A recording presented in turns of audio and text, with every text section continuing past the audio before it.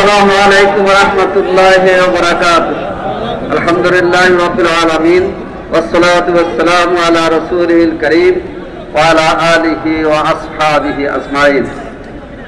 জুলাই ঘোষণা, জুলাই সনদের আইনি ভিত্তির প্রদান করে নিরপেক্ষ, সুষ্ঠু এবং শান্তিপূর্ণ নির্বাচনের দাবিতে বাংলাদেশ জামাত ইসলামী ঘোষিত ঢাকা মহানগরী উত্তর এবং দক্ষিণের উদ্যোগে আয়োজিত আজকের এই বিশাল গণসমাবেশের জনাব সভাপতি, বাংলাদেশ জামাত ইসলামীর কেন্দ্রীয় নির্বাহী পরিষদের সদস্য, মহানগরী দক্ষিণের সংগ্রামী আমির জননেতা জনাব নুরুল ইসলাম বুলবুল, আজকের প্রধান অতিথি বাংলাদেশ জামাত ইসলামীর সম্মানিত নায়েব আমির, বলিষ্ঠ কণ্ঠস্বর ডাক্তার সৈয়দ আব্দুল্লাহ মোহাম্মদ তাহের, বিশেষ অতিথি জামাত ইসলামীর সহকারী সেক্রেটারি জেনারেল মানা রফিকুল ইসলাম খান, ঢাকা মহানগর উত্তরের সংগ্রামী আমির জনাব সেলিমউদ্দিন সহ সংগ্রামী নেতৃবৃন্দ, উপস্থিত দেশবাসী ভাইসব, আজকে আমরা জুলাই ঘোষণা এবং জুলাই সনদের ভিত্তিতে নিরপেক্ষ নির্বাচনের দাবিতে সমাবেশের আয়োজন করেছি। জুলাই ঘোষণা এবং জুলাই সনদের আইনি ভিত্তির কথা যদি প্রধান উপদেষ্টার বক্তব্যে সুস্পষ্ট আসতো, তার এই সমাবেশ আজকে করা লাগতো না। আমরা দেখেছি বিগত 15 বছরের আন্দোলনে এই দেশের আলেম সমাজ অনেক গুরুত্বপূর্ণ ভূমিকা রেখেছে। বাংলাদেশ এবং বিশ্বের শ্রেষ্ঠ আলেম মাওলানা মতিউর রহমান নিজামী, আল্লামা দেলোয়ার হোসেন সাঈদী জীবন দিয়েছিল এই স্বৈরাচারের কাছে।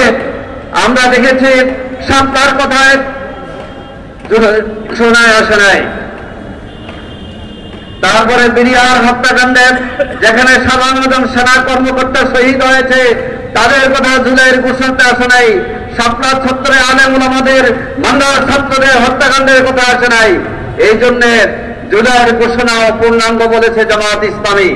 এই জুলাইয়ের ঘোষণাকে পরিমার্জন করে, পরিবর্তিত করে জনগণের তৌহিদি জনতার দৃষ্টিভঙ্গির আলোকে পুনরায় জুলাইয়ের ঘোষণা নতুন করে দিতে হবে। সাথে সাথে এই জুলাইয়ের ঘোষণাকে জুলাইয়ের সনদে রূপান্তরিত করে নিরপেক্ষ নির্বাচনের জন্য আমরা দাবি জানাচ্ছি। আমরা বলতে চাই 2014, 2018, 2024 সালের হাসিনা মার্কা নির্বাচন আমরা চাই না।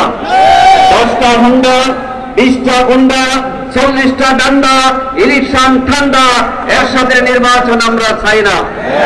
আবার দিয়ে মানুষ মারার নির্বাচন আমরা চাই না।